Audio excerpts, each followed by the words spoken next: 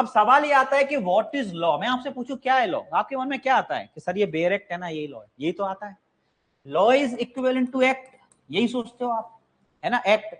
लेकिन उन्होंने लॉ की डेफिनेशन को बहुत ब्रॉड बोला। उन्होंने कहा कि लॉ, ये क्यों किया गया, आपको ये समझ में आया कि जो काम सरकार डायरेक्ट नहीं कर सकती, कहीं वो इनडायरेक्ट तरीके से ना कर ले। एक्ट बना, आपने कह दिया लॉ, और जनरल इंटरप्रिटेशन लॉ से एक्ट है, तो अगर आप नीचे ये एक्सप्रेशन ना दिया होता तो सरकार को अगर कोई ऐसा काम करना है जो फंडामेंटल राइट के वायलेटिव है, तो वो लॉ नहीं बनाती, राष्ट्रपति से एक ऑर्डिनेंस निकलवा देती। है समझ? आप उसकी जो अथॉरिटीज हैं, जो हमने पढ़ी थी, जो उसके बेहाफ पर जो उसकी एजेंसीज हैं, जो इंस्ट्रूमेंट थी, वो बाईलॉज बनाते हैं, उनके थ्रू वायलेट कर देती।